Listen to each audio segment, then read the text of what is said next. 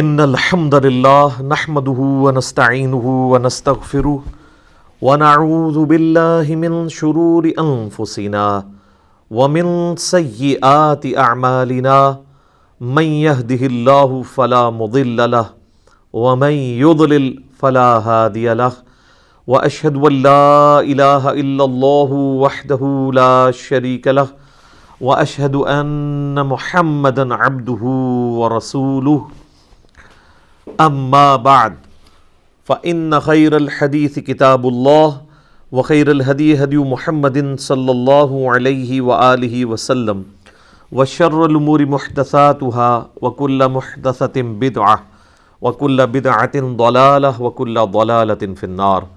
اعوذ بالله السميع العليم من الشيطان الرجيم من همزه ونفخه ونفثه. بسم الله الرحمن الرحيم. رب اشرح لي صدري ويسر لي امري واحلل عقدة من لساني يفقهوا قولي. بسم الله الرحمن الرحيم. ان الله وملائكته يصلون على النبي يا ايها الذين آمنوا صلوا عليه وسلموا تسليما. اللهم صل على محمد وعلى آل محمد كما صليت على ابراہیم وعلى آل ابراہیم انك حمید مجید. اللهم بارک على محمد وعلى آل محمد كما بارکت على ابراہیم وعلى آل ابراہیم انك حمید مجید. اللهم ربنا آتنا في الدنيا حسنة وفي الآخرة حسنة وقنا عذاب النار. لا الہ الا انت سبحانک انی کنت من الظالمین. حسبنا اللہ ونعم الوکیل. یا حی یا قیوم برحمتک استغیث ولا حول ولا قوة الا باللہ العلی العظیم.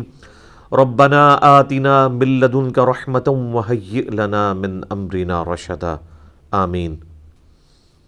الحمدللہ آج 19 اپریل 2020 کی قرآن کلاس نمبر 25 کی اسٹوڈیو ریکارڈنگ ہونے جا رہی ہے.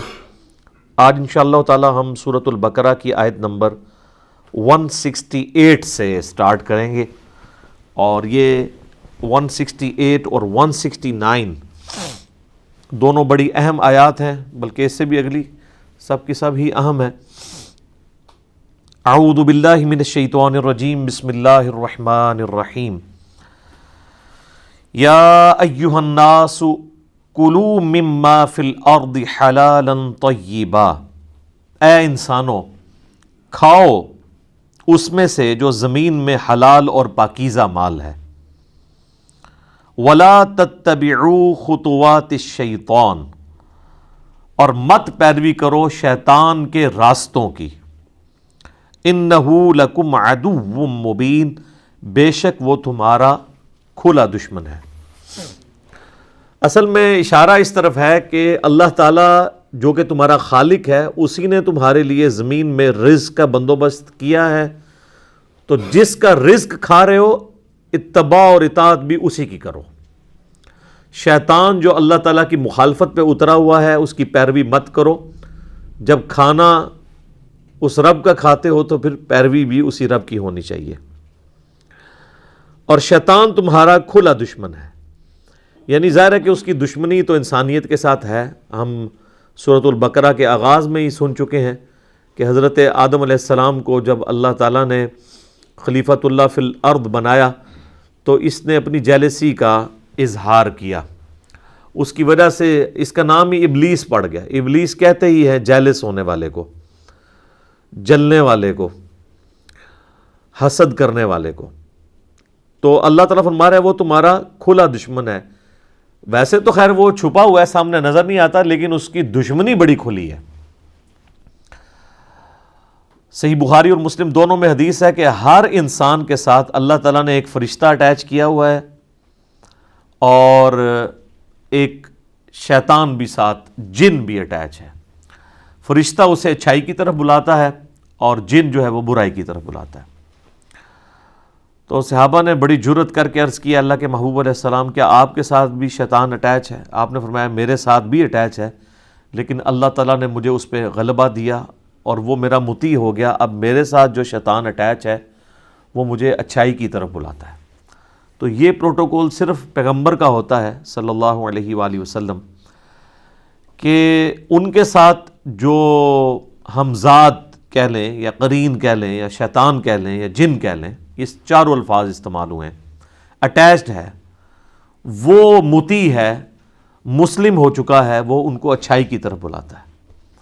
آپ علیہ السلام کے بارے میں آپ کے سوا کسی کے لیے گارنٹی نہیں دی جا سکتی کہ اس کی رائے جو ہے وہ 100% محفوظ ہوگی۔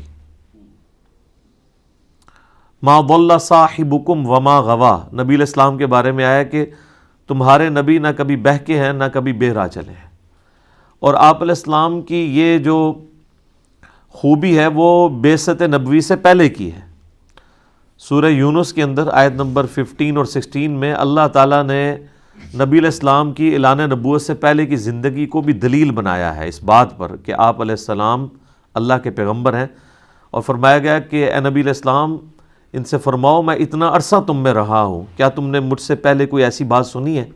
یعنی میں نے میرے کبھی قول و فعل میں تضاد دیکھا ہو، یعنی آج سے پہلے میں نے کبھی کہیں بچپن سے لے کے اپنے لڑک پن سے اب میچور عمر تک پہنچتے ہوئے کبھی اس خواہش کا اظہار کیا ہو کہ میرے اندر کوئی ایسی خواہش چھپی ہوئی ہے کہ میں لوگوں پر غلبہ چاہتا ہوں؟ سادہ سی زندگی گزر رہی تھی، سرداری بھی کوئی نہیں تھی مکے کی، اگرچہ آپ ایک مکے کے اعلیٰ خاندان سے تعلق رکھتے تھے، لیکن آپ علیہ السلام اس طریقے سے کوئی ڈومیننٹ پرسنالٹی نہیں تھے اس حوالے سے کہ آپ علیہ السلام کا کوئی وہاں پر ایگزیکٹو آرڈر چلتا ہو۔ رسپیکٹ ضرور تھی، صادق اور امین کہتے تھے، اور آپ علیہ السلام کا کریکٹر اللہ تعالیٰ نے منوایا ہے۔ اسی وجہ سے تو پھر بعد میں جب آپ نے اناؤنسمنٹ کی ہے جو صحیح بخاری میں آتی ہے کوہ صفا پہ چڑھ کے کہ اگر میں تم سے کہوں کہ اس پہاڑ کے پیچھے سے فوج آ رہی ہے تو تم بات مانو گے؟ تو انہوں نے کہا کہ ہم نے آپ کو کبھی جھوٹ بولتے ہوئے نہیں سنا، یقیناً ہم مانیں گے۔ تو آپ علیہ السلام نے فرمایا کہ پھر میں ہی تمہیں بتا رہا ہوں کہ تمہیں مر کے اپنے رب کے حضور پیش ہونا ہے۔ یعنی جس طرح اس کا ڈر ہے نا کہ کوئی فوج حملہ آور ہو جائے گی، تو سب سے بڑا جو ڈر ہے، جو لٹکتی ہوئی تلوار ہے، وہ تو موت اور آخرت میں اللہ کے حضور جواب دہی ہے۔ تو یہ بھی میں تمہیں بتا رہا ہوں۔ تو سارے کے سارا مجمع چھٹ گیا سوائے چند لوگوں کے، اور انہوں نے بھی کرٹسی میں بات سن لی، ماننے والے تو وہی 2-4 بندے ہی تھے۔ تو شیطان تمہارا کھلا دشمن ہے، اس کی دشمنی عیاں ہے۔ امام غزالی نے ایک بڑی پوائنٹ کی بات لکھی ہے کہ میں سعادت کے اندر، منہاج العابدین میں، بلکہ آلموسٹ ساری کتابوں میں وہ اس بات کو ہائی لائٹ کرتے ہیں کہ شیطان اللہ کا چھوڑا ہوا کتا ہے، اور یہ ایسا خطرناک کتا ہے کہ اس سے بچنے کے لیے اس کے مالک کی پناہ لی جائے تو بچت ہو سکتی ہے، ادروائز کوئی بڑے سے بڑا شخص بھی اس کے شر سے بچ نہیں سکتا۔ تو اس کتے کا مالک کون ہے؟ اللہ۔ اس لیے ہمیں یہ بات سکھائی گئی ہے، اعوذ باللہ من الشیطان الرجیم۔ حتیٰ کہ آپ دیکھیں کہ سورۃ النحل میں آتا ہے کہ جب قرآن بھی کھولو نا، تو قرآن کھولنے سے، قرآن پڑھنے سے پہلے، قرآن کھولتے ہوئے تم نے اللہ تعالیٰ سے پناہ مانگ لینی ہے شیطان کے اگینسٹ۔ کتاب اللہ کی پڑھی جا رہی ہے اور پناہ اللہ سے شیطان کے اگینسٹ مانگی جا رہی ہے۔ یعنی قرآن پڑھنا بھی کسی شخص کے لیے گمراہی کا باعث ہو سکتا ہے اگر وہ صحیح نیت سے نہیں بیٹھا ہوا۔ اگر کوئی شخص اپنے آپ کو قرآن کے سامنے پیش کر دے گا کہ جو قرآن کہے گا میں نے وہی بات ماننی ہے، پھر تو ہدایت ملے گی۔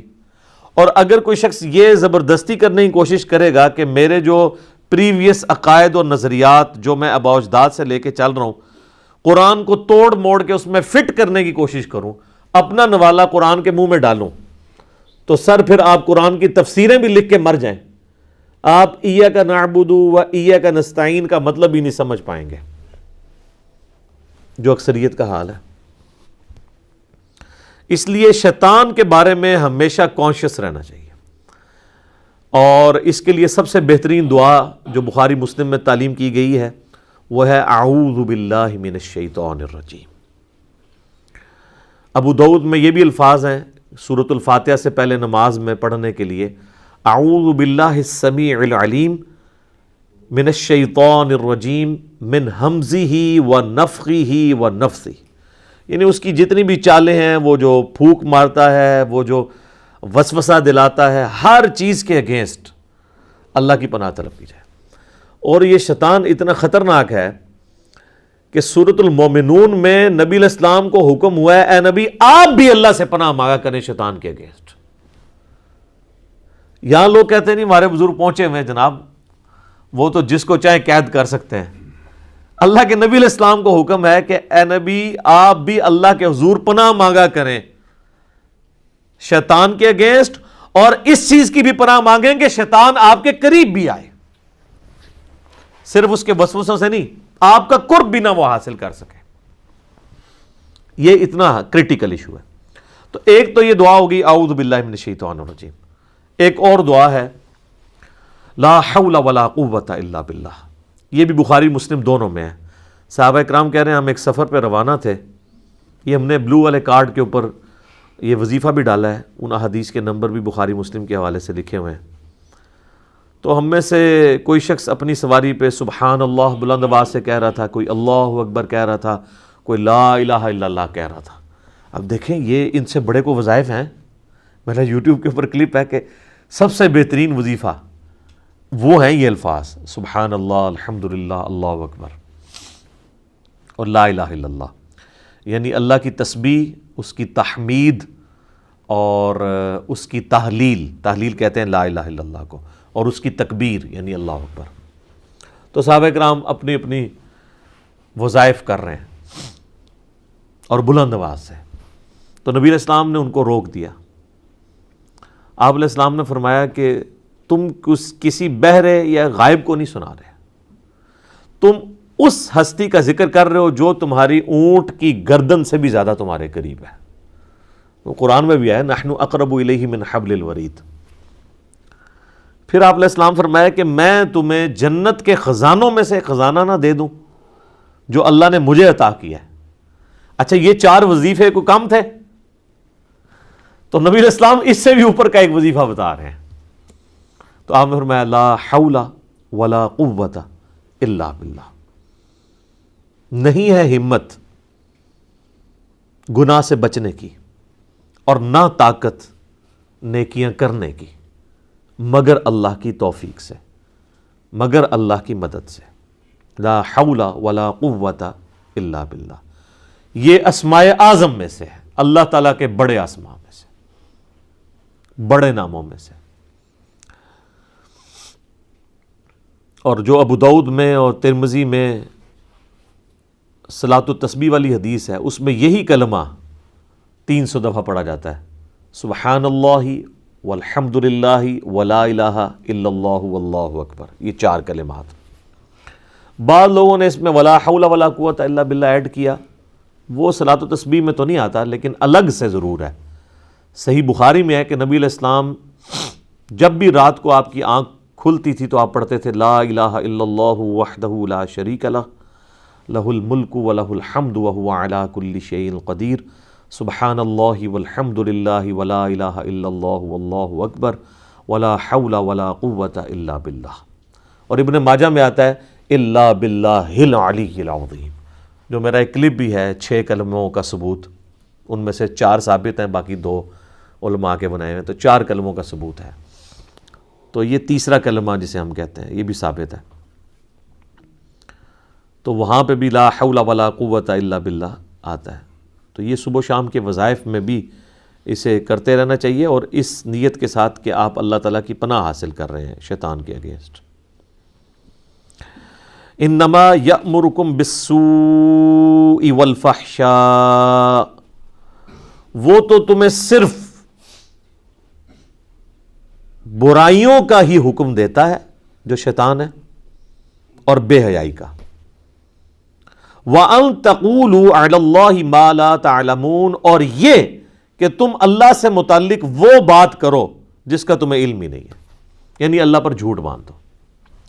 سر یہ ایک آیت پہ 1 گھنٹہ بولا جا سکتا ہے کہ شیطان کی 3 اللہ تعالیٰ نے چیزیں ہائی لائٹ کر دی ہیں جو کرتا ہے تمہارے ساتھ۔ نمبر 1، ہر برائی کا حکم دیتا ہے وہ، یعنی دنیا میں کوئی بھی برائی ہے نا اس کی طرف آپ کو مائل کرے گا۔ نمبر 2، بے حیائی کا حکم دے گا. تو مجھے بتائیں بے حیائی برائی نہیں ہے؟ تو اسے سنگل آؤٹ کیوں کیا اللہ تعالیٰ نے کہ سب سے جو ٹاپ آف دا لسٹ برائی ہے وہ بے حیائی ہے، اس لیے اسے الگ سے مینشن کیا. جیسے میں کہتا ہوں نا ایاک نعبد و ایاک نستعین، تو نستعین نعبد میں شامل ہے دعا کرنا، لیکن اسے الگ سے اس لیے کیا گیا کہ سب سے زیادہ شرک اسی میں گھستا ہے. عبادت تو سارے ہی اللہ کی کر رہے ہوتے ہیں، جب مدد مانگنے کی باری آتی ہے تو بابوں کو پکارنا شروع کر دیتے ہیں. تو جو چیز خطرے کا باعث تھی اسے اللہ تعالیٰ علیحدہ سے مینشن کر دیتا ہے. وہ تو تمہیں صرف اسی کام کا حکم دیتا ہے کہ تم برائی کرو اور بے حیائی کے کام کرو، اور ان تقولوا علی اللہ ما لا تعلمون. سر اس کے اندر تو سمندر چھپا ہوا ہے. اللہ کے بارے میں ہر وہ بات کر دو جس کے بارے میں تمہیں علم نہیں ہے، بغیر علم کے اللہ پہ بہتان ڈال دو. تو اس وقت انسانیت کی اکثریت یہی کر رہی ہے، مسلمانوں کی اکثریت یہی کر رہی ہے. یہ اللہ پر بہتان ہی ہے نا جی. وہ ایک پھیرا ہی لگے گا جی انشاءاللہ جنت ہی پہنچ ہی جانا ہے. یہی بات جب یہودیوں نے کی تو سورۃ البقرہ میں اللہ نے فرمایا تم سے کوئی اللہ نے عہد لیا ہوا ہے؟ کس طرح تم اللہ کے بارے میں اتنا یہ دلیری کے ساتھ جملہ بول رہے ہو کہ اللہ تعالیٰ ہمیں صرف لوگوں کی آنکھوں میں دھول جھونکنے کے لیے ایک دوزخ کا پھیرا لگوائے گا پھر جنت میں لے ہی جائے گا. یہ اللہ کے اوپر بغیر علم کے بہتان باندھنا. اسی طریقے سے اللہ تعالیٰ نے جہاں کہیں کرسچینٹی کا یا یہودیوں کے فرسودہ عقائد کا ذکر کیا ہے وہاں پہ بھی یہی چیز ہائی لائٹ کی ہے کہ وَلَا تَقُولُوا عَلَى اللَّهِ إِلَّا الْحَقِّ، مت کہو اللہ کے بارے میں مگر وہی بات جو حق پر مبنی ہے. اور سٹارٹ اسی سے لیا، یا اہل الکتاب لا تغلو فی دینکم. یہ سورہ نساء میں بھی ہے، سورۃ المائدہ میں بھی. اے اہل کتاب اپنے دین میں غلو نہیں کرنا. یعنی دین میں غلو کیا ہے کہ جو اللہ اور اس کے پیغمبر نے کوئی بات بتائی تھی اس میں یا ایڈیشن کر دینا یا اس میں سے کچھ نکال لینا، یہی غلو ہے نا. تو دین کے معاملے میں غلو نہیں کرنا. وَلَا تَقُولُوا عَلَى اللَّهِ إِلَّا الْحَقِّ، اور اللہ کے بارے میں کوئی بات نہیں بیان کرنی مگر وہی جو حق پر مبنی ہوگی. تو یہ اللہ کے بارے میں جو کچھ بھی کہا جا رہا ہے وہ اللہ جی بڑا غفور رحیم ہے جی، انہوں ساڑھو نمازہ نہیں چاہیے دیا. یہ لوگ کہتے ہیں نا، مسلمانوں کی اکثریت یہی کہتی ہے نا، کم از کم نماز نہ پڑھنے والے تو کہتے ہیں. یہ تو اکثریت میں تو وہی ہے نا. پڑھنے والوں میں بھی کئی کہہ رہے ہوتے ہیں، تو نہ پڑھنے والے تو آلموسٹ 100% یہ کہہ رہے ہوتے ہیں. تو جناب یہ جو اللہ کے اوپر جھوٹ یہ باندھ رہے ہیں کہ اللہ نو ساڑیاں نمازاں نہیں چاہیے تھیاں، تو اللہ کو کیا چاہیے؟ آپ کا آپ کے گناہ چاہیے اس کو. ہر وہ نیکی کا کام جو وہ آپ سے ایکسپیکٹ کر رہا ہے. تو یہ کائنات اللہ تعالیٰ نے اس لیے بنائی ہے کہ کھیل کود کیا جائے، ادھر اس نے اس لیے بنائی ہے کہ سیریس کریشن ہے، اس کو رسپانس کیا جائے.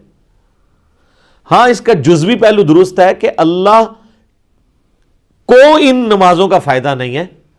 فائدے کے اعتبار سے یہ بات صحیح ہے، فائدہ ہمیں ہے. لیکن جو لوگ کہہ رہے ہوتے ہیں وہ اس سینس میں نہیں کہہ رہے ہوتے. وہ یہ کہہ رہے ہوتا ہے کہ اللہ کے فرشتے تھوڑے نے عبادت کرنے والے، کوئی ساڑھی نمازاں تے ہی بیٹھا ہے. تو اس اعتبار سے اگر کوئی کہہ رہا ہے تو وہ تو ویسے ہی کفر ہے.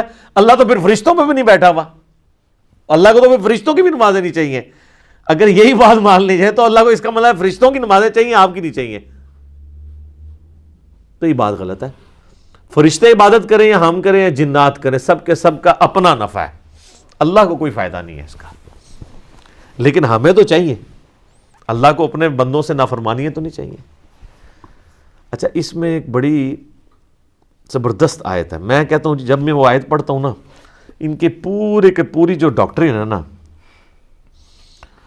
وہ تباہ ہو جاتی ہے، پلس مسئلہ تقدیر بھی اس میں ریزالوڈ ہے. وہ ہے جناب سورہ الزمر کے سٹارٹ ہی میں وہ آیت آتی ہے. آیت نمبر ہے جناب 7. آپ کا جو بلو والا قرآن ہے نا جی، اس میں 460 پیج ہے. سورہ الزمر سورت نمبر 39 ہے اور اس کی آیت نمبر ہے 7. کیا بات ہے جی. میں کہتا ہوں جی قرآن جس طرح کھول کے اپنے نظریات بیان کرتا ہے نا، اس میں تو کسی ویلیو ایڈیشن کی ضرورت ہی نہیں ہے. ان تکفروا فإن اللہ غنی عنکم، اگر تم اللہ کا کفر کرو گے، اللہ کی نافرمانی کرو گے، اللہ کی ناشکری کرو گے تو یاد رکھنا اللہ تعالیٰ اس چیز سے بے پرواہ ہے، اس کو کوئی فرق نہیں پڑنا۔ وہی بات جو میں کہہ رہا تھا جزوی درست ہے کہ اگر کوئی نماز نہیں پڑھتا تو اللہ کو کیا فرق پڑتا ہے، لیکن اللہ نے اسے بیلنس کیا ہے کہ یہ نہ کوئی سمجھ لے کہ خیر ہے پھر پڑھنے کی بھی ضرورت کوئی نہیں۔ ساتھ ہی آیا وَلَا يَرْضَى لِعِبَادِهِ الْكُفْرِ، لیکن یہ یاد رکھنا وہ کبھی راضی نہیں اس بات پہ کہ کوئی اس کا نافرمان ہو جائے۔ کیسا بیلنس کیا ہے؟ ایک طرف یہ کہا مجھے کوئی پرواہ نہیں، دفع ہو جو مرضی کرو، اس سے کوئی یہ بھی رزلٹ نکال سکتا تو خیر ہے، لیکن اللہ نے کہا یہ دفع ہونے کا مطلب یہ نہیں ہے کہ جو مرضی کرو، میں راضی کوئی نہیں ہوں اس بندے سے جو یہ حرکت کرے گا، منڈ کے رکھاں گا انہوں پھر میں۔ وَإِن تَشْكُرُوا، اور اگر تم شکر گزاری کی روش اختیار کرو گے، شکر یہ ہے کہ ہر اپنے جسم کا عضو، اپنے جسم کی تمام انرجیز اس کے لیے وقف ہو جائے، اس کے تابع فرمان ہو جائے۔ يَرْضَاهُ لَكُمْ، تو وہ پھر تمہارے لیے یہ پسند کرتا ہے کہ تم اپنا آپ کھپا دو اس کے لیے۔ وَلَا تَزِرُ وَازِرَةٌ وِزْرَ أُخْرَى، اور یہ بھی یاد رکھنا کوئی جان قیامت والے دن دوسری جان کا بوجھ نہیں اٹھا سکتی، ہر بندے نے انڈیویجول اللہ کے حضور پیش ہو کے اپنے اعمال کا جواب دینا ہے۔ ثُمَّ إِلَىٰ رَبِّكُمْ مَرْجِعُكُمْ، اس کے بعد تمہیں اپنے رب کی طرف لوٹ کر جانا ہے۔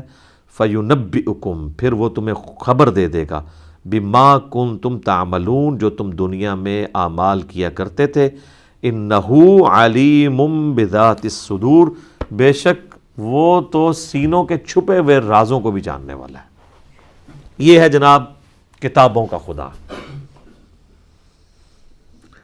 مجھے اگلے دن ایک بھائی نے نا، ہمارے جو سوشل میڈیا کا ایک چینل چلاتے ہیں، مجھے کہتے ہیں علی بھائی وہ آپ نے مسلم شریف کا مقدمہ ریکارڈ کرایا تو اس میں آپ نے کچھ زیادہ دفعہ ہی بول دیا ہے کہ مرنے سے پہلے اے مسلمان کر لے اس پہ غور، کتابوں کا خدا اور ہے، بابوں کا خدا اور۔ میں نے کہا کوئی نہیں، 8 یا 10 دفعہ بولا ہوگا تو تھوڑا ہے۔ میں نے کہا 31 دفعہ تو فَبِأَيِّ آلَاءِ رَبِّكُمَا تُكَذِّبَانِ ایک صورت میں آیا ہے، 2-2.5 صفحوں کی، یہ تو 31 دفعہ کم از کم بولنا چاہیے 1 گھنٹے کے لیکچر کے اندر۔ تو اللہ تعالیٰ تو ایک دفعہ بھی کہہ لے کافی ہے، اس نے 31 دفعہ آپ کے دماغ میں ٹھوک کے یہ بات ڈالی ہے کہ اے جنوں انس کے گروہ، تم میری کس کس نعمت سے، میری کس کس قدرت کی نشانی سے روگردانی کر سکتے ہو۔ تو سر مجھے بھی کم از کم ایک لیکچر میں 31 دفعہ یہ ریپیٹ کرنا چاہیے، کیا کہ مرنے سے پہلے اے مسلمان کر لے اس پہ غور، کتابوں کا خدا اور ہے، بابوں کا خدا اور۔ اچھا، یہ آیات کی فارم میں بھی چیزیں قرآن میں موجود ہیں، یہ والا شعر، لیکن قرآن کی آپ جو بھی آیت پڑھیں گے نا، اس کے اینڈ پہ جیسے وہ دائرہ ڈالا ہوتا ہے نا، تو ہر قرآن کی آیت کا اگر مورل لیسن نکلتا ہے تو یہی نکلتا ہے، یار یہ قرآن کیا کہہ رہا ہے۔ یہی ہوتا ہے نا جو بندہ پہلی دفعہ قرآن پڑھتا ہے کہتے ہیں یار یہ تو کچھ اور ہی ہے۔ تو یہ جو لوگوں کی حیرانگی ہے اس کو ہم نے ایک شعر کی فارم میں عرض کر دیا ہے کہ کتابوں کا خدا اور ہے، بابوں کا خدا اور۔ یہ کتابوں کے خدا کا تعارف ہے۔ وَإِذَا قِيلَ لَهُمُ اتَّبِعُوا مَا أَنزَلَ اللَّهُ، اور جب ان سے کہا جاتا ہے کہ پیروی کرو اس کی جو نازل کیا ہے اللہ نے، تو اللہ نے کیا نازل کیا ہے؟ کوئی بابا نازل کر دیا کیا؟ قرآن۔ تو وہی بات آ گئی کہ کتابوں کی پیروی کرنی ہے۔ اچھا، رہا نبی علیہ السلام کا سٹیٹس، تو نبی علیہ السلام ہمارے معلم ہیں، وہ اللہ کے ریپریزنٹیٹیو ہیں، وہ بابا نہیں ہیں۔ بابا وہ ہوتا ہے جسے بت بنایا جائے اور اس کی اللہ نے سند نہ نازل کی ہو، جو قرآن میں جگہ جگہ ہے نا کہ یہ چند نام ہے جو تم نے دے لیے، اللہ نے کوئی سند نہیں نازل کی ان کی۔ لیکن محمد رسول اللہ کی تو سند خود قرآن ہے، اور قرآن کی اتھینٹسٹی نبی علیہ السلام کی مبارک زندگی ہے۔ جو صحیح مسلم میں حدیث ہے، سید عائشہ سے پوچھا گیا نبی علیہ السلام کے اخلاق کے بارے میں، تو آپ نے فرمایا کہ قرآن نہیں پڑھتے۔ نبی علیہ السلام کا اخلاق یہی تھا۔ اخلاق کہتے ہیں یعنی کسی شخص کا کریکٹر، اس کو عربی میں خلق کہتے ہیں، اس کے اندر اس کے معاملات بھی آ جاتے ہیں، اس کا بول چال، آپ اس کو شمائل کہہ لیں، سب کچھ۔ تو انہوں نے کہا نبی علیہ السلام کا اگر کسی نے کردار دیکھنا ہے نا، یعنی قرآن مجسم کسی نے دیکھنا ہے، یعنی قرآن اگر کسی جسم کی شکل میں آتا نا، اللہ کو مقصود انسان اگر کسی جسم کی فارم میں آیا ہے نا، تو وہ نبی علیہ السلام کی مبارک ذات ہے۔ تو جب انہیں کہا جاتا ہے کہ پیروی کرو اس کی جو اللہ نے نازل کیا آسمان سے، قالوا بل نتبع ما الفینا علیہ آبانا، وہ کہتے ہیں نہیں جی ہم پیروی تو کریں گے صرف اپنے بابوں کی، جس پہ ہم نے اپنے بابوں کو پایا ہے، اپنے آباء و اجداد کو پایا ہے۔ یا تو آباء و اجداد خود بابے ہوں گے یا ہمارے آباء و اجداد کسی بابے کی پیروی کر رہے ہوں گے نا۔ آبا باپ کے لفظ استعمال ہوتا ہے نا، فور فادرز، تو فور فادرز یا خود بابے ہوں گے یا وہ خود کسی بابے کی پیروی کر رہے ہوں گے۔ تو سر یہ دیکھ لیں، یہ اسی آیت کا ہی ترجمہ ہے کہ اللہ کہہ رہا ہے کہ کتابوں کے خدا کو فالو کرنا ہے، بابوں کے خدا کو نہیں۔ اچھا مشرکین عرب جو ہیں کیا خدا کو نہیں مانتے تھے؟ قرآن میں درجنوں جگہ آیا یہ کہ وہ اللہ کو مانتے تھے۔ تو پھر جب وہ کہہ رہے ہیں کہ ہم تو اس کی پیروی کریں گے جس پہ آباء و اجداد کو پایا، تو اللہ تعالیٰ کہتا ہے ٹھیک ہے بھی تیرا خدا بھی وہی ہے، ان کا خدا بھی وہی ہے، اس نبی کا بھی خدا وہی ہے، اور تمہارے آباء و اجداد کا بھی خدا وہی ہے، تو اللہ تو فرق کر رہا ہے دونوں میں۔ تو سر یہی تو ہم بھی آپ کو کہہ رہے ہیں کہ مرنے سے پہلے اے مسلمان کر لے اس پہ غور، کتابوں کا خدا اور ہے بابوں کا خدا اور، اللہ تو اس کو ماننے کے لیے تیار ہی نہیں ہے۔ اب اللہ تعالیٰ اس پہ جو ورڈک دے رہے ہیں نا وہ سنیں، اولو کان آباؤہم لا یعقلون شیئا ولا یہتدون، اگرچہ ان کے بابے اور آباء و اجداد کسی چیز کا علم نہ رکھتے ہوں، رتی برابر ان میں عقل نہ ہو، اور نہ ان میں کوئی ہدایت والا مادہ موجود ہو، نہ وہ ہدایت پر ہوں، تب بھی تم اپنے بابوں کے پیچھے چلو گے۔ اچھا یہ بابوں کے فضائل بیان ہو رہے ہیں۔ پہلی چیز کہ عقل ہی کوئی نہیں، عقل نہ دی شے ہی کوئی نہیں، لا یعقلون شیئا، عقل نہ دی شے ہی کوئی نہیں۔ بالکل صحیح ترجمہ ہے نا، یہ عربی میں اردو میں شے لفظ وہی استعمال ہوتا ہے نا، یہ جو ہم شے لفظ استعمال کرتے ہیں پنجابی میں یا اردو کے اندر، اور عقل کا بھی لفظ ہے، لا یعقلون شیئا، عقل نہ دی کوئی شے نہیں، ولا یہتدون، اور نہ کوئی ہدایت ہے۔ مجھے بتائیں اس آیت کو ترجمہ کرنے کے لیے کو آپ کو عربی آنا ضروری ہے؟ کتنے سادے سے الفاظ ہیں۔ اللہ تو ہمارا اگر تمہارے آباء و اجداد کو رتی برابر عقل بھی نہیں ہے، ہدایت پہ بھی نہیں ہے، پھر بھی ان کے پیچھے چلنا ہے۔ تو یہیں پہ جب لوگ دعوت حق سے اٹیچ ہوتے ہیں تو لوگوں کو کہہ رہے ہوتے ہیں یار وہ تیرا ابا تے ہتھے ہاتھ بندہ سی، تنوں کیا ہو گیا؟ وہ تیرے ابا جی تے اتھے عرس تے ہر سال جاندے سن، تو کہنا جناب دربار ہی غلط نے۔ تو ان کو پھر آپ یہی آیت سنا دیا کریں، سورۃ البقرہ کی آیت نمبر 170، آپ یہ کہہ دیا کریں آگے سے، اولو کان آباؤنا، اس کو ہے ہم کے سیکھے میں بھی کر سکتے ہیں، اولو کان آبانا لا یعقلون شیئا ولا یہتدون، کیا اگر میرے آباء و اجداد کوئی رتی برابر نہ ان کو عقل تھی تو نہ ان کو ہدایت تھی تب بھی۔ اچھا اس سے یہ بات پتہ چلی کہ بزرگ اگر اللہ کی ہدایت کی پیروی نہیں کر رہے، اللہ کی نازل کردہ کتابوں کی پیروی نہیں کر رہے، تو ان کی گستاخی کرنا کس کی سنت ہے؟ اللہ کی۔ تو سب اللہ کی سنت پہ بھی عمل کیا کریں، نبی علیہ السلام کی سنت پہ عمل کرتے ہیں، ہم تو دیکھیں دونوں سنتوں پہ عمل کرتے ہیں۔ یہ کہتے ہیں نا وہ ہمارے ہر ٹائم بابیاں نو پڑھتا رہتا ہے، بھائی جی یہ سنت اللہ ہے، اس سنت پہ عمل کرنا ہے۔ آپ دیکھ لیں سٹارٹ کس سے ہوا تھا، اللہ تعالیٰ فرما رہا ہے کہ شیطان تمہیں حکم دے گا کہ تم اللہ کے بارے میں ہر وہ عقیدہ منسوب کر دو بغیر علم کے، یہاں سے بات سٹارٹ ہوئی تھی نا۔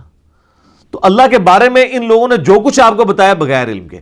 اب میرا ایک معصومانہ سوال ہے کہ بخاری مسلم دونوں میں حدیث ہے، مسلم کی پہلی حدیث یہی ہے کہ مولا علی علیہ السلام کہتے ہیں کہ نبی صلی اللہ علیہ وآلہ وسلم نے فرمایا جس شخص نے میری طرف جھوٹ منسوب کیا وہ اپنا مقام دوزخ میں دیکھ لے۔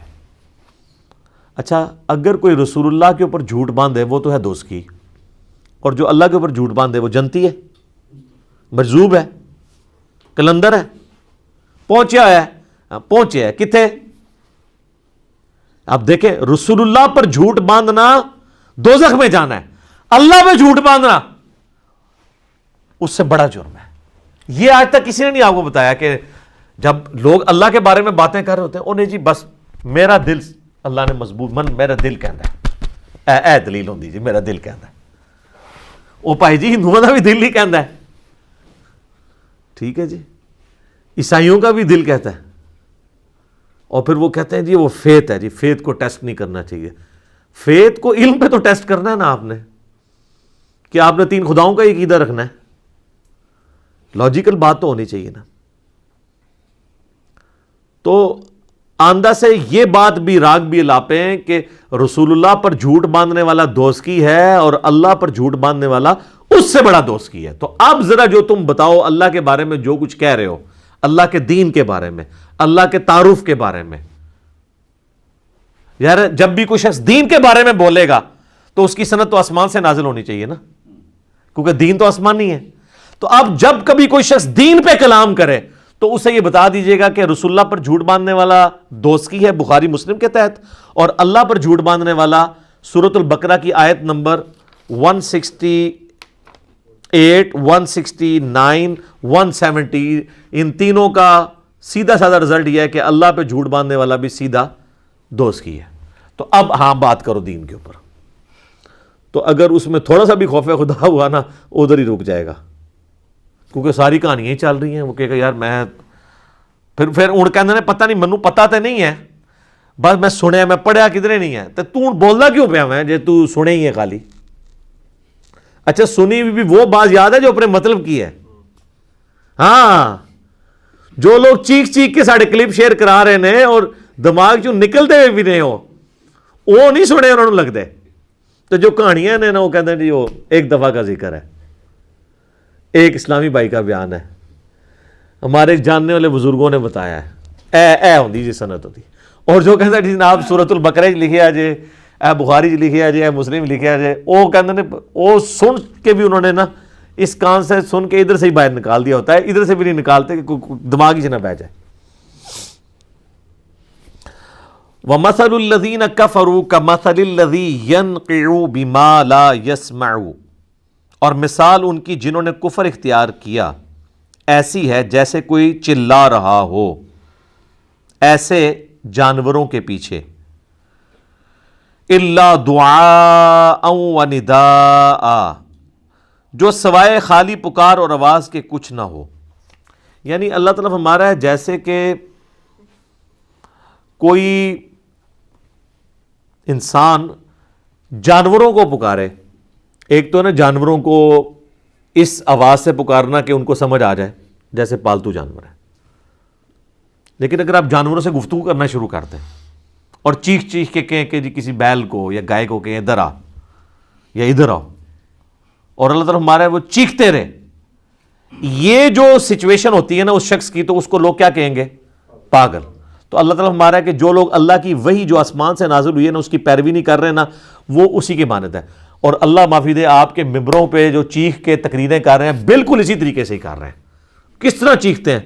یعنی وہ اپنی بات میں زور دینے کے لیے قرآن حدیث کا حوالہ نہیں دیتے ہیں, اتنی اونچی آواز نکالتے ہیں وہ, یا کوئی شعر پڑھتے ہیں ایسا گنگنا کے, وہ کہتے ہیں جی پھر آنکھوں میں آنسو آ جاتے ہیں.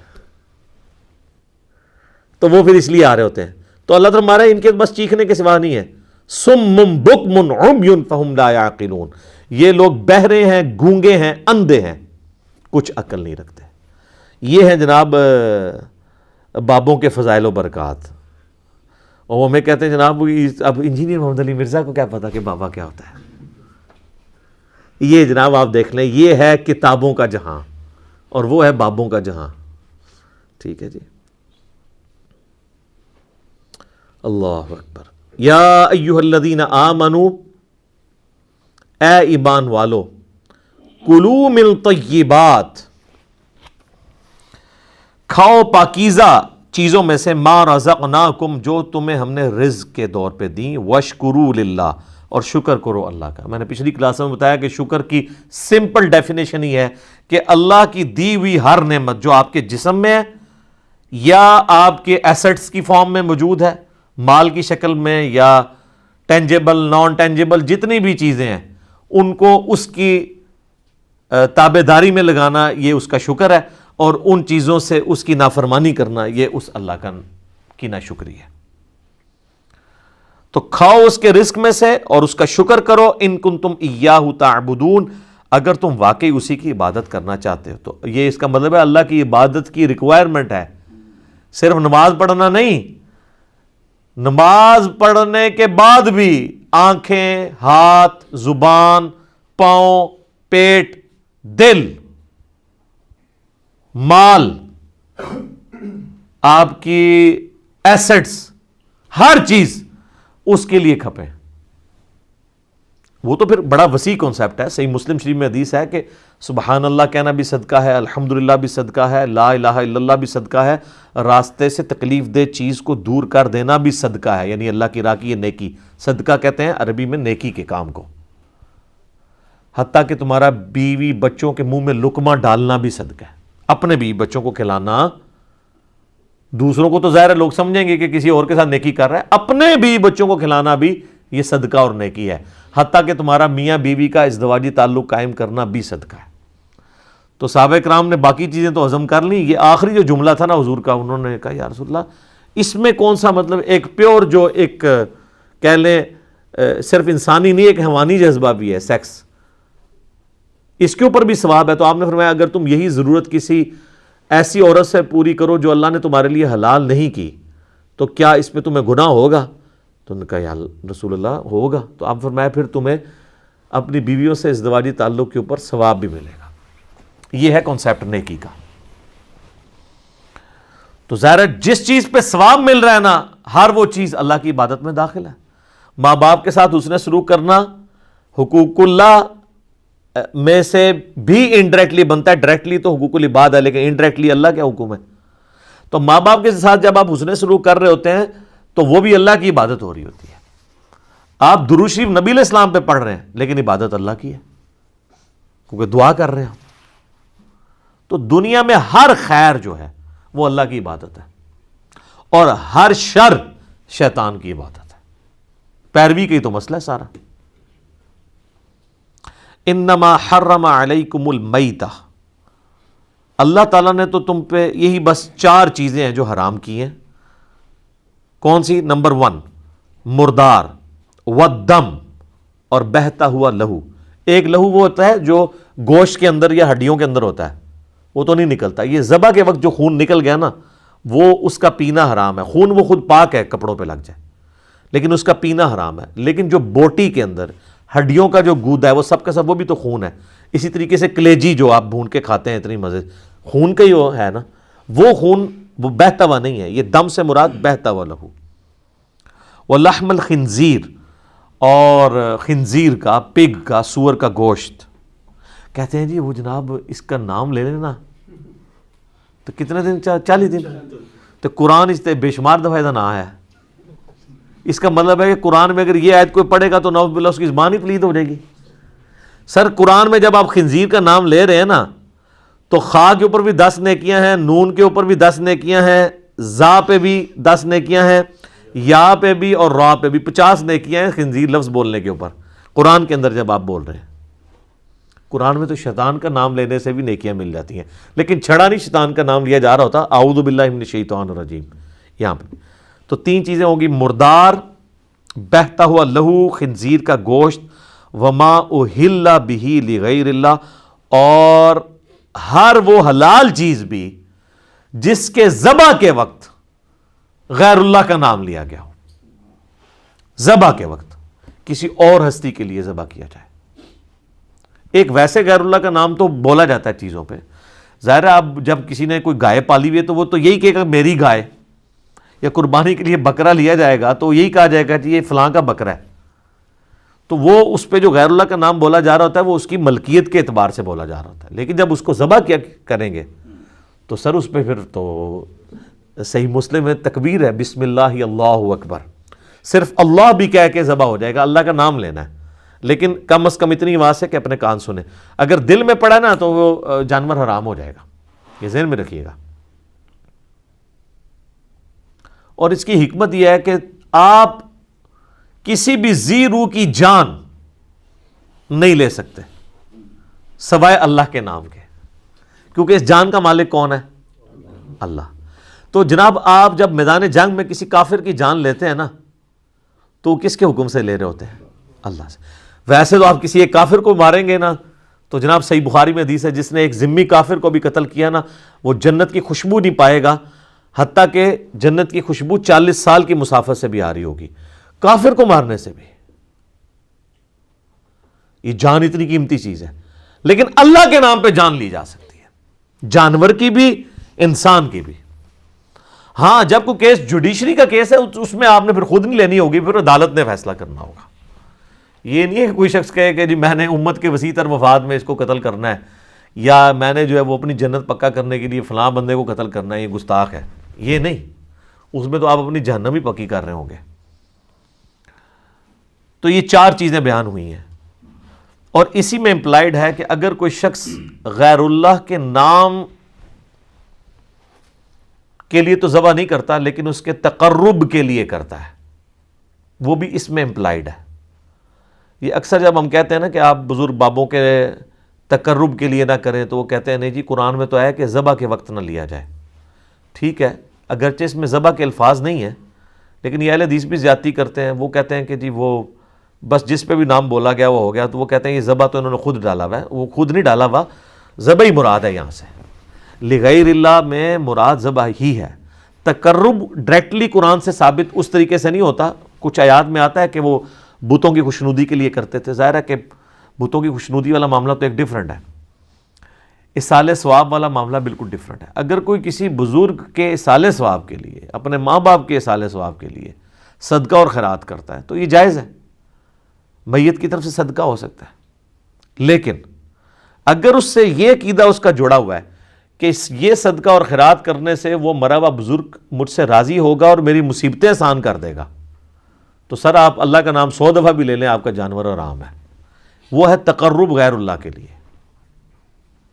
ہاں یہ نیت ہونی چاہیے کہ یہ جو میں ذبح کر رہا ہوں اس کا نفع مرے ہوئے کو پہنچے، نہ کہ مرے ہوئے کا نفع مجھے. الٹ ہے نا، جو ہم ذبح کرتے ہیں اس کا ثواب کسی کو پہنچائے تو ہم اس کو فائدہ پہنچا رہے ہیں، نہ کہ وہ ہمیں پہنچائے گا فائدہ. Point to be noted. وہ یہ نیت ہونی چاہیے. جو یہ کر رہے ہیں اس کے بالکل الٹ. پھر جو سنن ابی داؤد میں حدیث ہے، ایک صحابی نے کہا کہ میں نے نیت کی یا رسول اللہ مقام بوانہ پہ میں نے 100 اونٹ قربان کرنے ہیں. تو نبی نے اسلام فرمایا کہ دیکھ لینا وہاں پہ کوئی زمانے جاہلیت کا میلہ تو نہیں لگتا تھا، کوئی اس طرح کی کوئی ایکٹیویٹی تو نہیں ہوتی تھی. اب وہ صحابی آگے سے کہہ سکتا تھا، دیکھیں نا جس طرح یہ ضربے تقسیمیں لگاتے ہیں کہ جی ہم جب ان کو کہتے ہیں آپ جا کے فلاں دربار پہ ذبح کرتے ہیں، وہ کہتے ہیں جی ہم کوئی بالکل قبر پہ تو جا کے ذبح نہیں کر رہے ہوتے، اس کے ہاتھے میں کر رہے ہوتے ہیں، غریبوں کو کھلا رہے ہوتے ہیں. کتنی کہانیاں شروع کر دیتے ہیں. ہم کہتے ہیں یہ دربار بنے ہی نبی علیہ السلام کی نافرمانی پہ ہیں، کیونکہ مسلم شریف میں حدیث ہے میں تمہیں منع کرتا ہوں قبروں کو پکا کرنے سے، قبروں پہ عمارت بنانے سے اور قبروں پر بیٹھنے سے. ڈائریکٹ بیٹھنا بھی حرام ہے، مجاور بن کے بیٹھنا بھی حرام ہے. تو ہم ان اڈوں ہی کو اسلام کے خلاف سمجھتے ہیں. ہم یہ نہیں کہتے کوئی بت پرستی کے اڈے ہیں، اگرچہ وہاں پہ قبر پرستی ہو رہی ہے لیکن ظاہر ہے وہ جہالت میں ہو رہی ہے، ہم اس ایکسٹریم پہ نہیں جاتے. لیکن چونکہ یہ بنے نبی علیہ السلام کی مخالفت میں ہے تو اس کو یہ سپورٹیو حدیث ہوگی جو ابو داؤد کی، جو ہم یہ اجتہاد کر رہے ہیں کہ نبی علیہ السلام نے کہا کہ اگر زمانے جاہلیت کا بھی کوئی میلہ وہاں پر لگتا تھا تو وہاں پر جا کے بھی تم اللہ کے نام کا ذبح نہیں کر سکتے. یار صحابی سے یہ توقع تھی کہ وہ زمانہ جاہلیت کے میلے والی جگہ پہ غیر اللہ کے تقرب کے لیے جا کے ذبح کرے یا اس کو وہاں بھی آئے، کیونکہ وہ تو نئے نئے اس وقت پھرے ہوئے تھے شرک سے، ان کی توحید تو بڑی راسخ تھی. انہوں تو بالکل ایک سمجھے جس کو کہتا ہے ٹنا ٹن سنی تو ٹنا ٹن مسلم سن. وہ کہتے ہیں نا ایک ٹی ٹی ایس ہوتا ہے ایک پی پی ایس ہوتا ہے، پلپلا سنی. یہ میں کل مفتی اکمل صاحب کی تقریر سن رہا تھا، اے دیکھ لو ٹی ٹی سنی ہوتا ہے ٹنا ٹن سنی تے پی پی سنی ہوتا ہے جڑا پلپلا سنی، یعنی وہ اپنے علاوہ سارے نوں پلپلا کہتے ہیں. حالانکہ ساری ویڈیوز میں بھی سارے پلپلے ہو گئے نا اللہ کے فضل نال، ٹھیک ہے نا. فلماں سے انہوں کر دیتا ہے ہن کے رہ گیا جے. تو اب وہ صحابی تو ٹنا ٹن مواحد تھے نا، ان سے تو یہ ایکسپیکٹ نہیں تھی کہ وہ غیر اللہ کا تقرب کریں گے. لیکن نبی علیہ السلام نے کہا کہ نہیں، جہاں پہ زمانے جاہلیت کا بھی کوئی میلہ لگتا تھا نا ادھر اللہ کے نام کا بھی نہیں تم نے کرنا. یہ امام الموحدین کی تعلیم ہے. بالکل کاٹ کے رکھ دی ہر چیز کوئی بھی چیز شرک کی طرف لینے والی تھی، لے جانے والی تھی، نبی علیہ السلام نے اس پہ کمپرومائز نہیں کیا۔ میں اس لیے اکثر کہتا ہوں کہ اگر رسول اللہ اپنی قبر سے نکل آئیں اور درس و تدریس کا سلسلہ مسجد نبوی میں شروع کر دیں اور وہ لائیو پوری دنیا میں سنایا جائے، اور اللہ کے لیے تو بعید نہیں ہے کہ اب اگر رسول اللہ دنیا میں تشریف لے آئیں تو پھر آپ علیہ السلام عربی میں بیان نہیں کریں گے، آپ کی ہر زبان میں لیکچرز آئیں گے، کیونکہ اس وقت تو مشرکین عرب پہ آپ کا غلبہ تھا اور آپ امت نے یہ کام کرنا تھا۔ اب اگر نبی علیہ السلام آئیں گے تو ظاہر ہے یہ تو دور ایسا ہے کہ گلوبل ولیج ہے دنیا، تو نبی علیہ السلام کے لیکچرز اردو میں بھی، انگلش میں بھی، عربی میں بھی آئیں۔ کوئی یہ بھی نہیں کہہ دیکھا جی عربی کچھ اور بولا تھی، ترجمہ کچھ اور ہو گیا۔ تو واللہ میں آپ کو یقین سے کہتا ہوں رسول اللہ ان کے سامنے بھی قبر سے نکل کے آئے نا، یہ تب بھی نہیں مانیں گے، وہ کہیں گے ہماری آنکھوں پہ جادو کر دیا گیا۔ اور یہ قرآن میں لکھا ہوا ہے، جگہ جگہ یہ بات آئی ہے، سورۃ الحجر میں، سورۃ الانعام میں، کہ یہ کہتے ہیں نا کہ یہ قرآن ہمارے سامنے آسمان سے نازل ہو اور ہم اپنے ہاتھوں سے چھوئیں ان کاغذوں کو جن پہ اللہ نے اپنی ہینڈ رائٹنگ کر کے تو قرآن نازل کیا ہو، تو اے نبی ہم یہ بھی نازل کر دیں، یہ اپنے ہاتھوں سے چھو بھی لیں، پھر بھی کہیں گے ہماری آنکھوں پہ جادو ہو گیا، اے وہ کتاب ہی نہیں جڑی اللہ نے نازل کی تھی ہے۔ تو یہ واللہ رسول اللہ کا بھی انکار کر دیں گے کہ یہ تو نبی نہیں ہے، کیونکہ وہ تو اس نبی کے بارے میں وہ کچھ مانتے ہیں جو بابوں نے تعارف کروایا۔ یار بابوں نے جو اللہ کا تعارف کروایا تھا، اللہ اس تعارف کو اون کرنے کے لیے تیار نہیں اپنے حق میں۔ قرآن میں ہی آ رہا ہے نا کہ جب ان کو کہا جاتا ہے کہ پیروی کرو جو اللہ نے آسمان سے نازل کیا، تو وہ کہتے ہیں ہم آباء و اجداد کی پیروی کریں گے۔ آباء و اجداد بھی تو اللہ کو مان ہی رہے تھے، اس کے ساتھ صرف شریک ٹھہراتے تھے۔ تو اللہ تعالیٰ ہمارے کہ تمہارے بابے جس اللہ کو مان رہے ہیں نا، اگرچہ وہ وہی اللہ ہے لیکن ان کوالٹیز کے ساتھ میں ان کا ماننا نہیں قبول کرتا۔ اللہ اپنا ماننا قبول نہیں کر رہا ان کے بابوں کے کہنے پہ، تو آپ کے بابوں کے کہنے پہ رسول اللہ کا ماننا ہم کیسے قبول کریں؟ نہ ہم آپ کی کوئی بات رسول اللہ کے ریفرنس سے مانیں گے، نہ اللہ کے ریفرنس سے، جب تک کہ آپ ثابت نہیں کریں گے کہ یہ اللہ اور اس کے رسول نے کہا ہے۔ تو یہ اللہ پہ بھی جھوٹ باندھ رہے ہیں، رسول اللہ پہ بھی جھوٹ باندھ رہے ہیں، والعیاذ باللہ تعالی۔ اللہم اجرنا من النار۔ ساتھ اللہ تعالیٰ نے ایک ایکسیپشن دے دی، اور قرآن میں جب کبھی بھی یہ آیات آئی ہیں، یہ سورۃ البقرہ میں بھی ہیں، اس کے بعد سورہ الانعام میں بھی یہ آیات آئیں گی، اور سورۃ النحل کے اندر بھی آئیں گی، سورۃ المائدہ میں بھی کم از کم 4 دفعہ تو مجھے یاد ہے کہ یہ آیات آتی ہیں۔ تو چاروں دفعہ یہ چیز ریپیٹ ہوتی ہے کہ تمہارے لیے مردار حرام کر دیا گیا، تمہارے لیے بہتا ہوا لہو خنزیر کا گوشت، اور جس پہ ذبح کے وقت غیر اللہ کا نام لیا گیا، لیکن ساتھ یہ ہے فَمَنِ اضْطُرَّ غَيْرَ بَاغٍ وَلَا عَادٍ، اگر کوئی اضطراری کیفیت، کوئی کیٹاسٹرافک کنڈیشن بن جائے، یعنی حلال تمہارے پاس اویلیبل نہ ہو، زندگی موت کی کشمکش بن جائے، غیر باغ ولا عاد، لیکن تمہارے اندر بغاوت نہ ہو اور نہ گناہ کرنے کا ارادہ ہو، فلا اثم علیہ، پھر تم پہ کوئی گناہ نہیں ہوگا۔ یعنی ایک بندہ مر رہا ہے، پانی اویلیبل نہیں، اس نے شراب پی لی، خنزیر کا گوشت کھا لیا، لیکن اللہ تعالیٰ نے فرمایا کہ بغاوت نہیں ہونی، اتنا ہی کھاؤ گے جس سے جان بچے۔ یہ نہیں ہے کہ ایک گلاس شراب سے اگر جان بچنی ہے تو وہ پکڑ کے پوری بوتل الٹا لے، یہ نہیں، بغاوت نہیں ہونی چاہیے۔ آد گناہ بھی نہیں، دل میں یہ شرمندگی ہو کہ میں ایز اے لاسٹ ریزارٹ کر رہا ہوں، یار اللہ کتنا ڈر ہے، اس وقت ہی کہہ دینا، یہ ساری شکیں اٹھا لینا کہ یار مر رہا ہے بندہ، چل پی لے یار، جنہ بھی پینا ہی۔ ادھر بھی کہہ رہے کہ حرام بھی کھانا پڑ گیا نا مجبوری میں، تو یہ دیکھ لینا نہ گناہ کی نیت ہو، نہ ایک حد کو کراس کرنا ہے۔ سر یہ کتابوں کا خدا ہے، یہ حدود اللہ جو بار بار کہا جاتا ہے نا قرآن میں، حدود اللہ دیکھ لیں کتنی سخت ہے۔ ان اللہ غفور رحیم، بے شک اللہ تعالیٰ بخشنے والا مہربان ہے۔ اگر یہ صورتحال ہوگی نا پھر اللہ تعالیٰ معاف کر دے گا، باغی نہ ہوئے اور نافرمانی کی نیت۔ تو یہی اب لوگ یہ سودی کام جو لوگ کر رہے ہیں، او جی ساڑھے کپڑے بھی سودی مشینہ دے بن رہے ہیں، یار یہ اس میں آتا ہے کہ نہ یہ ہماری بغاوت ہے اور نہ ہم اس کے اوپر کوئی اختیار رکھتے ہیں، اس کی بنیاد پہ آپ ڈائریکٹ بینک سے سود کھانا شروع کر دیں گے کہ جی پوری دنیا کا نظام سود پہ چل رہا ہے تو اس لیے کھاؤ پھر ڈائریکٹ۔ وہ جی ہم چلتے پھرتے جراثیم بھی انہیل کرتے ہیں تو پھر ٹھیک ہے، پھر وہ کیڑوں والے امرود بھی کھاتے رہو، وہاں نہیں کھائیں گے، وہ کہیں گے تو نظر آ گیا نا۔ تو یہ جو واضح سود نظر آ رہا ہے آپ کو، کبھی اس کے نام سروس چارجز رکھ دیتے ہیں، ٹھیک ہے, آج کل نواں نہ آ گیا سروس چارجز, منافع کی شرح, انٹرسٹ. ٹھیک ہے, یہ دیکھیں آپ الفاظ ایسے ڈیوائز کیے ہیں کہ کہیں سود کا لفظ, حالانکہ سود کا لفظ بھی کوئی برا نہیں ہے, سود فی نفس ہی یہ فارسی کا لفظ ہے نفع بخش چیز کو, سود مند نہیں آپ لفظ استعمال کرتے, یہ چیز سود مند ہے. یہ تو ہمارے اصل میں اس کے لیے جو ٹرم ہے وہ ربا ہے, ٹھیک ہے, جو عربی کی ٹرم ہے. ظاہر ہے اردو میں اور فارسی میں سود کا لفظ, یہ سود کا لفظ ویسے بدنام ہو گیا ہے. سود لفظ فی نفسی برا نہیں تھا, لیکن اب یہ چونکہ ایک اس طرح استعمال ہوتا ہے تو ہم اسے استعمال کر رہے ہوتے ہیں.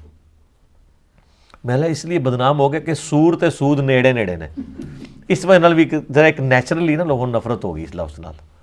ٹھیک ہے, تو اللہ تعالیٰ ہمارا پھر ہم بخشنے والے مہربان ہے. اچھا, سورہ نحل میں ایک ساتھ پھر ایک اور ایکسیپشن بھی آئی ہے کہ اگر زندگی موت کی کشمکش بن جائے تو تم کلمہ کفر بھی بول سکتے ہو اگر تمہارا دل ایمان پہ ٹھکا ہوا ہے. لیکن یہ بھی ایک سبسسٹنس لیول کے اوپر درجہ ہے. اعلیٰ درجہ وہی ہے جو سنن ابن ماجہ میں حدیث ہے, نبی علیہ السلام نے فرمایا معاذ اللہ کے ساتھ شرک نہ کرنا, خواہ تمہارے ٹکڑے ٹکڑے کر دیے جائیں یا تمہیں زندہ آگ میں جلا دیا جائے. وہ اعلیٰ ترین درجہ ہے. لیکن اس وقت اگر کوئی شخص جان بچانے کے لیے وقتی طور پہ جھوٹ بول لے اور کلمات کفر بھی بول دے تو اسلام میں اس کی اجازت ہے. سورۃ النحل کے اندر اسی کو کہا گیا تقیہ کرنا, یعنی دشمن کے شر سے بچنے کے لیے اپنا بچاؤ کرنا. سورہ ال عمران میں بھی آیا کہ تم تقیہ کر سکتے ہو. ان الذین یکتمون ما انزل اللہ من الکتاب, وہ لوگ جو چھپا لیتے ہیں اس میں سے جو ہم نے کتاب میں نازل کیا, وَيَشْتَرُونَ بِهِ ثَمَنًا قَلِيلًا, اور اس کے بدلے دنیا کا حقیر معاوضہ قبول کر لیتے ہیں. یہ کون ہے؟ علماء. عوام نے کدھر کوئی آیات بیچنی ہے؟ عوام تو ردی بیچ سکتی ہے تول کے. تو قرآن تو یہ تو نہیں کہہ رہے کہ اللہ کی کتابوں کی ردی جو بیچتے ہیں فتوے دیتے ہیں, قرآن کی آیات کو بیچتے ہیں کہ قرآن نے یا تورات اور انجیل میں سابقہ امتوں کے لیے اللہ نے نازل تو کچھ اور کیا تھا, لیکن کوئی امیر آدمی دیکھا اس کے حساب سے اس کو فتویٰ دے دیا تو, اور اس کے پیچھے پیسے لے لیے تو اللہ کی آیات بیچ دی ہے نا. اللہ تعالیٰ ہمارا کتنے سخت الفاظ ہیں. اولئک ما یاکلون فی بطونہم الا النار, یہ تو اپنے پیٹوں میں نہیں بھر رہے مگر دوزخ کی آگ.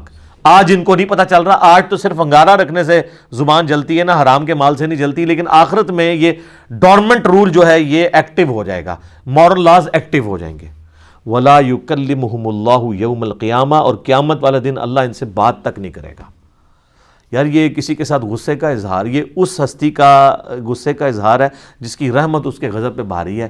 اللہ کہہ رہا ہے میں گل سننی بھی نہیں تیری. ولا یزکیہم, نہ اسے پاک کرے گا. وَلَهُمْ عَذَابٌ علیم, اور اس ایسے لوگوں کو دردناک عذاب دے گا جو اللہ کی نازل کردہ ہوا کتاب میں سے چھپا لیتے ہیں اور اپنے مرضی کا دین بیان کرتے ہیں. پچھلی دفعہ تو میں نے ڈیٹیل 159 160 اسی سورہ بقرہ کی آیت میں گفتگو کی تھی نا کربلا کے حوالے سے بھی, کہ کربلا سے متعلق وہ حدیثیں جو بخاری مسلم میں جمل صفین سے ریلیٹڈ ہیں وہ ان لوگوں نے چھپائی ہوئی ہیں. ہم بیان کرتے ہیں, کہتے ہیں کیوں کرتے ہیں, تو اللہ تو کہہ رہا ہے کہ جو اللہ کی بیان کردہ چیزیں چاہے وہ دلائل النبوہ سے ہیں, کتاب میں شریعت بھی شامل ہے اور قرآن بھی شامل ہے, چھپا لیتے ہیں. اس میں تو آیا تھا اللہ کی لعنت, فرشتوں کی لعنت, تمام لعنت کرنے والوں کی لعنت. تمام لعنت کرنے والوں سے مراد تمام جن و انس, یہ یعنی ایک محاورتاً عربی میں استعمال ہوتا ہے تمام لعنت کرنے والوں کی لعنت. تو اور پھر ابو داؤد ترمذی ابن ماجہ میں حدیث ہے کہ جس سے کوئی بات پوچھی گئی علم کی اور اس نے وہ بات چھپا لی تو قیامت والے دن اس کے منہ میں آگ کی لگام دی جائے گی. وہ بھی اس میں فٹ ہوتا ہے. اولئک الذین اشتروا الضلالۃ بالہدیٰ, یہ وہ لوگ ہیں جنہوں نے اپنے ہاتھوں سے ہدایت بیچ کے گمراہی خرید لی ہے. یعنی ہدایت ان کے ہاتھ میں کتاب کی شکل میں موجود تھی, وہ بیچ دی, اور گمراہی یعنی دنیا کا مال لے کر آخرت برباد کر دی. والعذاب بالمغفرہ, اور مغفرت اپنے ہاتھوں سے دے کے عذاب خرید لیا. یار دیکھو بالکل 180 ڈگری الٹا گیئر چل رہا ہے. ہدایت موجود تھی اللہ کی کتابیں, وہ بیچ دی, دنیا کا مال لیا, اللہ نے کہا یہ گمراہی لے لی, اور اس ہدایت سے فائدہ حاصل کر کے مغفرت قیامت والے دن کمانی تھی، وہ مغفرت تو ہاتھ سے دے کے اللہ کا عذاب الٹا قیامت والے دن جو ہے وہ خرید لیا. نعوذ باللہ من ذالک. اللہم اجرنا من النار. جناب یہ صحیح مسلم میں حدیث ہے کہ نبی علیہ السلام جب نماز پڑھاتے تھے نا تو قرآن میں جب اللہ کے عذاب کی آیات آتی تھی تو اللہ سے دعائیں کرتے تھے اس کے عذاب کے اگینسٹ، اور جنت کی آیات آتی تھی تو جنت کا سوال کرتے تھے. تو یہ فوراً یہاں پہ دعا کرنی چاہیے، اللہم اجرنا من النار. جناب آگے الفاظ دیکھیں کتنے رقت انگیز ہیں. فما اصبرہم علی النار، تو کتنا ہی صبر ہے ان کا آگ کے اوپر. کیا ٹانٹ ہے کہ یار بڑے دلیر ہیں کہ انہوں نے صبر کر لیا کہ ٹھیک ہے تکی جائے گی، آگ برداشت کر لیں گے. اللہ کہتا ہے بڑا صبر ہے تمہارا. یہ بات کہنے کو تو بڑا آسان ہے کہ جی خیر ہے دیکھی جائے گی آگے. اللہ کہتا ہے بڑا صبر ہے آگ کے اوپر. یہاں تو یہ ہونا چاہیے تھا ان کے حساب سے کہ بھئی بڑی امید لگائی ہوئی ہے مجھ سے، انشاءاللہ میں چھوڑ دوں گا. ہاں کہتے ہیں نا او اللہ بڑا غفور الرحیم ہے. یہاں تو یہ ہونا چاہیے تھا نا، لیکن اللہ کہہ رہا ہے بڑا صبر ہے یار، بڑا جگر ہے کہ تم لوگوں نے آگ خرید لی ہے، یعنی تمہیں پتہ ہی نہیں کہ توڑے ایسی تھی تیسی پھرنے والی ہے. یہ مطلب ہے فما اصبرہم علی النار، کتنا صبر ہے ان کا آگ کے اوپر یار. انہوں نے یہ سوچ لیا کہ ٹھیک ہے ہم دیکھی جائے گی یار جو کچھ. ایڈی دیدہ دلیر ہو. ذالک بان اللہ نزل الکتاب بالحق، یہ اس وجہ سے ان کے لیے سزا ہوگی کہ اللہ نے تو کتاب نازل کی تھی ایک مقصد کے تحت. وَإِنَّ الَّذِينَ اخْتَلَفُوا فِي الْكِتَابِ، اور بے شک وہ لوگ جو کتاب کے معاملے میں اختلاف میں آ گئے. وہ کہتے ہیں نا جی کتابوں کا دین چھوڑیں ہمیں بابوں کا دین بتائیں. تو سر یہ بنتا ہے نا ادھر کیا کہ مرنے سے پہلے اے مسلمان کر لے اس پہ غور. کتابوں کا خدا اور ہے اور بابوں کا خدا اور. کتاب ہی کتاب ہو رہی ہے. دیکھ لو کنی بار کتاب آ گئی جی.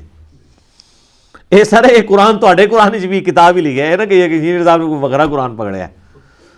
تو اللہ فرماتا ہے کہ ہم نے تو کتابیں نازل کی تھی ایک مقصد کے تحت سچائی کے ساتھ، اور جو یہ اختلاف کر رہے ہیں کتاب میں لفی شقاق بعید، اللہ تعالیٰ ہمارا یہ تو دور دراز کیے جھگڑوں میں اور بدبختی میں پھنس گئے ہیں قرآن کو چھوڑ کے.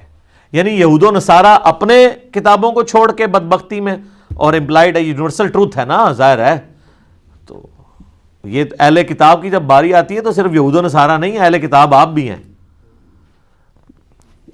صاحب قرآن مسلمان بھی صاحب قرآن ہے، صاحب کتاب ہے. ہم کہتے ہیں نا جی صاحب کتاب پیغمبر جو ہیں وہ 4 ہیں، جو ہم مینلی 4 کتابوں کے اعتبار سے بات کر رہے ہیں: تورات، زبور، انجیل اور قرآن.